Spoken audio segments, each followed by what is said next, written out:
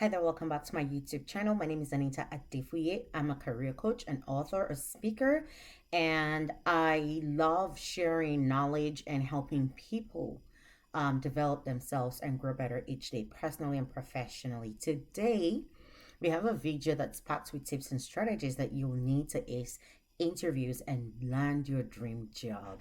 Stay tuned, and we'll be back.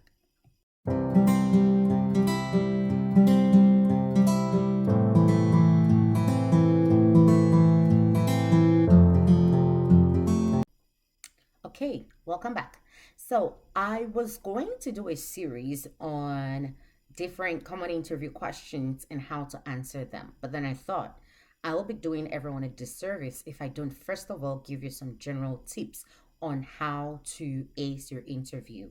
And these are things that, before you get to the point where they start asking you those questions, there are some things that you need to know and apply to help position yourself for success. So, we're going to talk about some of those things, and I will be walking you through them very quickly. However, I might do this in a bit in segments, so we'll see how we go, how far we get today. So, for the first part, I want to talk about some things to consider before the interview. Before the interview, so this is, I'm assuming, I'm working on the premise that you have somehow landed yourself an interview. Good luck. I wish you all the best.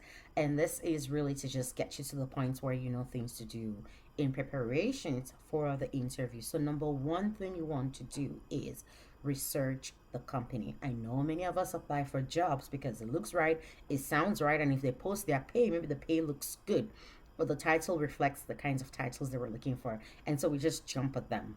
But now you have their interview. Be sure to research the company. A couple of things to look for when you're researching the company is what is the strategic objective or goals. Oftentimes most companies would have this somewhere in their on their website, so figure out what that information is from their website, comb through and learn about them. Keyword about. So when you get into their website, look for the about section. Some companies post their strategic plans, and this is things that they hope to achieve over a period of time. Others might not, and they might just give you their business plan or operational plans, whatever plan name they give it. Just look for something that has the word plan, and or if you can't find anything that tells you where they're headed, look to their past. So the other thing you also want to do is look at their annual reports. If you can look through annual reports of a couple years just to kind of see some trends of things that have been happening in the organization, that would be very helpful. So you understand where they're coming from, and then you understand where they're going. Their annual plans tell you where they're coming from. Their business plans, operational plans, and or strategic plans tell you where they're headed. So you want to know what they are. Two, you want to research what their values are. Now, a couple of things. This also helps you make sure that you're working for a company whose values are closely aligned to yours, and or at least do not conflict with your core values. So understand what their values are, because if you can speak to what their values are, it will really position you greatly. And then you also want to say what their mission statement is, their vision statement, know what it is. It will help you understand a lot more about the company. And then if they have products, well, most companies have products. Products can be in terms of physical, tangible goods, or it can be services, or a combination of both. Know what those products are, what they entail, what their target market is, things like that, who their target of market is, what is important to them. There are some companies who are more purpose driven than they are financial driven. You want to know what those differences are for each of them. And finally, their culture. You want to know what their culture is. So learn about it. Now, the best way to know about the culture of an organization typically is not what they say on their website that culture is. The best way to know is from people who work there. So if you can, find a way to reach out to someone, people on LinkedIn or people from your circle that you know that might work there, and ask them questions about the culture of the organization to help you learn. So first thing is research the company, their mission, vision, values, products, culture, and look through their strategic plan and or operational plans. Number two thing you need to know is know your resume. Now, many of us put things in our resume and we don't even really know ourselves as we should. Quite frankly, you should know yourself enough to know what your key accomplishments are. I remember being in an interview once and they asked me a question, which was, what was your greatest accomplishment during the pandemic? I still can't stop smiling every time I think about that experience. It felt like my it felt like someone had just given me a blank check to shine, and God, I shone. Because it so happens that it was over the pandemic. I started YouTube, and it was over the pandemic. I wrote my book, my first book. Well, technically, my second book, but yeah, my first published book, I would say. It was over the pandemic. I wrote that book, and then it was just coming out of the pandemic that I launched the book successfully. And so I really spoke to that, and I spoke to what that was about. So, know your resume, but beyond even your resume, know other accomplishments that you have had. Because guess what? That I was an author, that I am an author is not on my resume. But when a question came up, it allowed me to, really dig into some of the key accomplishments in my life, and I was able to speak to that and speak from that. And that really went a long way. But to the degree that the job itself also requires, know what you have put down on your resume. Now, this is the danger of people having several resumes with several job titles, is that you get confused sometimes on which one did I apply with. So know the job you're applying to. I always recommend keep a copy, if it's a screenshot of the jobs that you've applied for and the position, because not every company will give you the job description at the point where they call you for an interview. So know your resume. And in knowing your resume, one thing to always put at the back of your mind, which technically is sort of number three, is always go with the star uh, mindset. Know the stars that you have. Now, what do I mean by that? STAR really is an acronym, but also sort of a metaphor. Acronym meaning situation, task, action, and results. These are especially for behavioral questions. Those questions where they say, tell us about a time, right? So you want to make sure that you know what are some situations you've been in, the tasks that were involved, that you had to engage in, the actions that you took, and the results of the action that you took, and how that moved the dial on what the situation was. So, no, it's always go into your interviews with those at the back of your mind. Now, beyond even STAR being an acronym, there I talked about how it is a metaphor. This is where you really think through on all of your jobs that you've worked. What are three key accomplishments that you can think of and speak to? What are some lessons that you have? Things that when you look back, you wish you didn't do, or you see that there was an opportunity to have done better. And if you had the chance to go back, you would improve on.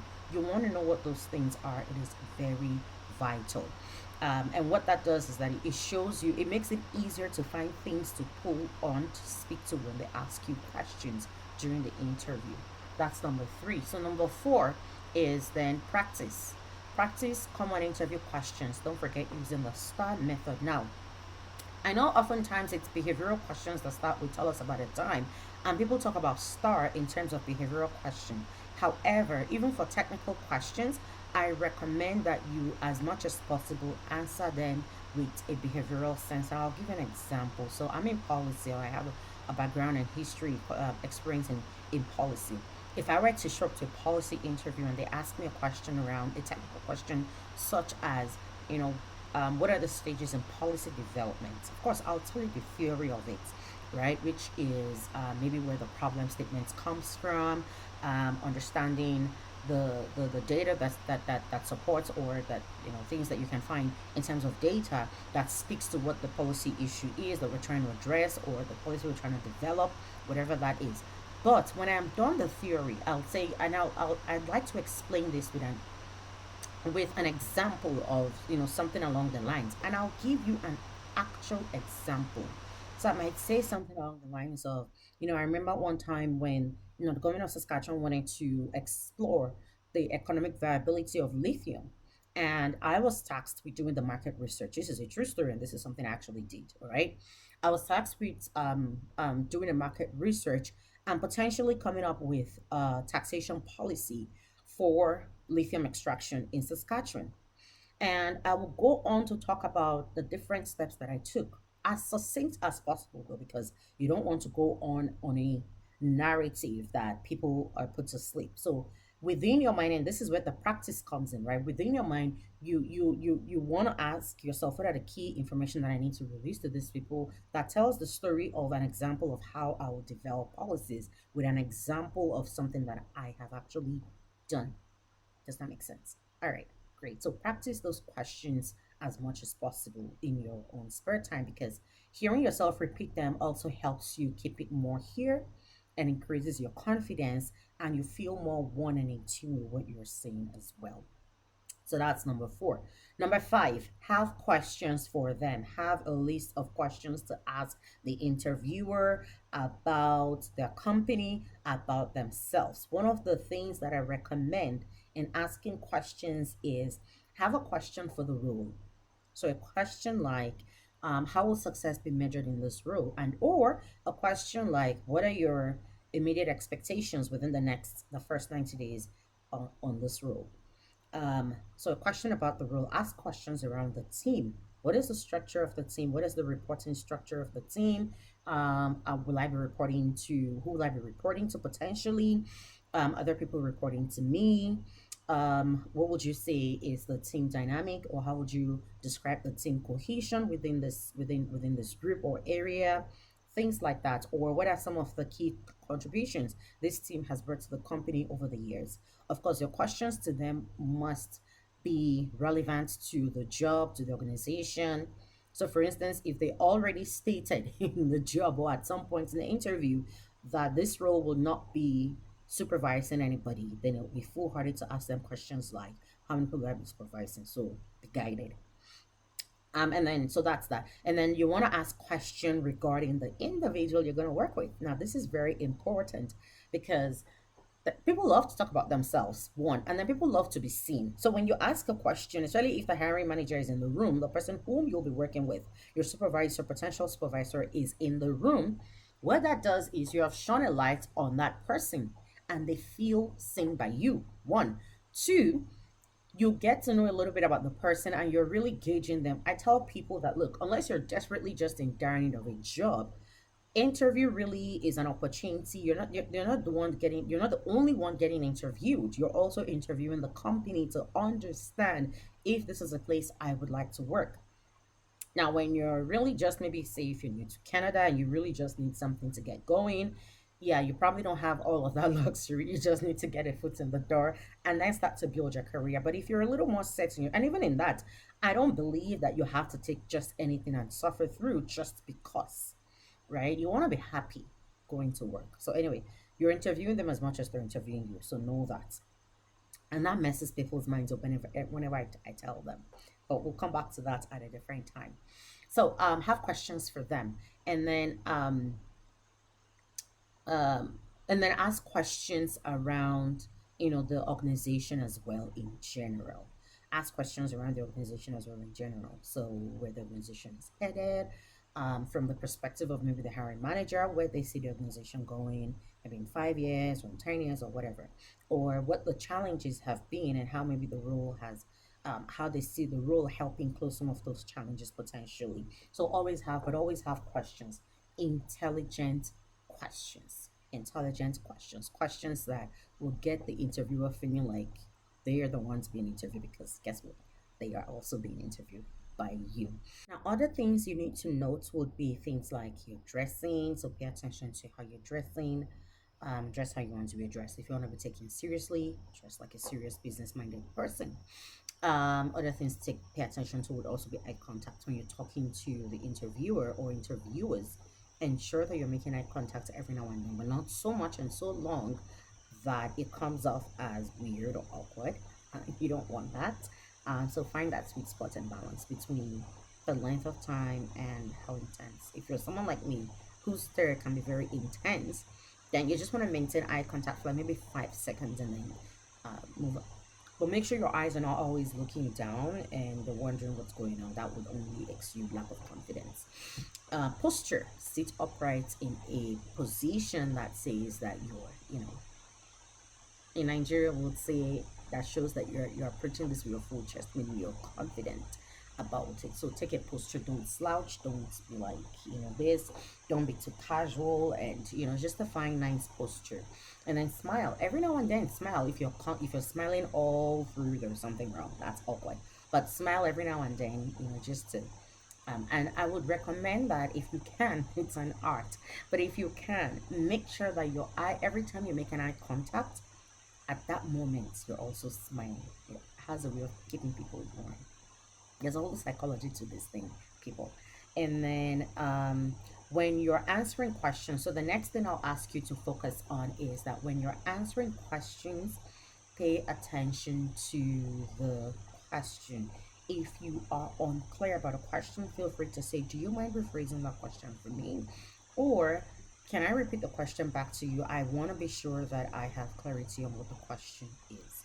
Rephrase the question the way you think you're hearing it, and then throw it back up there, see what they tell you, and stick to the question. Oftentimes, when I'm working with clients and I'm working with them on interview coaching, and I say, okay, and we're doing mock interviews, it's a winding conversation. And it's like, okay, stop. I heard what I needed to hear 50 sentences ago. I'm exaggerating, of course, but you get the message. All right. And then, so pay attention to the question. When unclear, ask for clarity. And then remember that when you're doing the start question, I just want to emphasize this a little bit more. Be sure to highlight your achievements. Don't be shy about it. Now, I didn't just throw this in with the start question because I believe it deserved its own point. Don't be shy about stating your accomplishments. Let me talk to women, especially a little bit here. Women, when you're stating your accomplishments, don't be shy. If you did it, you did it. Don't try to give it to somebody else. Pull yourself in to the degree and capacity that you applied. Make sure you speak to that. If you support it, then you support it. If you led it, you led it. Don't be shy. Women, and I'm speaking to women more specifically now because women tend to be shy. Men would probably even exaggerate. Heck, they would even take the one that you led and did and say it was them. That's how men tend to behave sometimes. But women find it harder to own their accomplishments. So own your accomplishments 100%. And then the other thing you also want to do is, as you're answering, remember to be concise. Be as concise as possible. Okay. And then finally, before you walk out of that interview room when the last question is out, I want you to leave a power closing statement. Think about lawyers in the court when there's a jury. What do? There's an opening and then there's a closing, right? The opening has to be is as important as the closing, and then everything in between really is just the butter. But you really want to make sure that you have a strong closing statement. So never just walk away when they're like, "Oh yeah, we're done." Don't just say, "Oh yeah, thank you," and walk away. No, say thank you so much. I really appreciate. Speak to one or two or three things in the interview that you really in insights you receive from the interview. Start with the question. This is where asking the right questions come in. So you might say something along the lines of, for instance, I just want to express my sincere gratitude again for the opportunity to interview with you. In the course of our conversation, I've learned a little bit more about the organization, what they do. I've learned a bit more about the team, and I've also learned a little bit more about you. Thank you for sharing about yourself, about the team, and more about the organization. I really look forward to a positive outcome from this, and I'm looking forward to hearing from you. Now, one thing you also want to do is that you want to ask them, when can I expect to hear back? This is important so you don't wait and wait and wait and wait and you never hear back until you get that letter in your email that says, oh, sorry, no, you don't want that. Some I never even send that letter. And then when you're done, it's not over. When you get home, or maybe on your way home, still send a follow up email to say thank you. Express your continued interest and gratitude, but even more importantly, if you feel like, oh, there was something I should have spoken to, but I didn't, it gives you an opportunity to add extra for yourself. So you can go something along the lines of, thank you for an opportunity to interview with you today. I really enjoyed learning more about the company and about XYZ, XYZ being something key about the company you learned in the course of the conversation. I have no doubt that my experience in take one or two, maybe one of the experiences that you've spoken to into my experience as a policy analyst working in government Saskatchewan, alongside all of the experiences will really be a great fit for this organization. I look forward to applying my mention one or two key skills, and I believe that in time past, just as I have accomplished, state something you've accomplished, I believe I can replicate such accomplishments and even much more within the organization. Now, I keep saying the organization, but what you really want to put in place of the organization is really the company's name. Okay, if you have more than one interviewer, send an email to all of them to say thank you and express your gratitude. Now, I will stop there. But overall, remember this: stay calm, smile, be confident. Watch your posture, watch your body language. Stay informed. Be aware of things that are ongoing within the organization and even around you. And remember to practice, practice, practice before you show up to an interview. If need be, work with a career coach like myself for interview coaching, and or work with someone. You can even bounce it off a friend to say, "Hey, listen to me and watch and provide feedback on what you hear me say." I really wish you all the best in your next interview, and I really hope for you that you ace that interview and these tips will help. So, over the course of the next couple of days or weeks, I will start to speak to specific interview questions that might potentially come up. And so, watch out for that and examples on how to say them so that you're able to really increase your confidence. I look forward to chatting with you. Take care and good luck.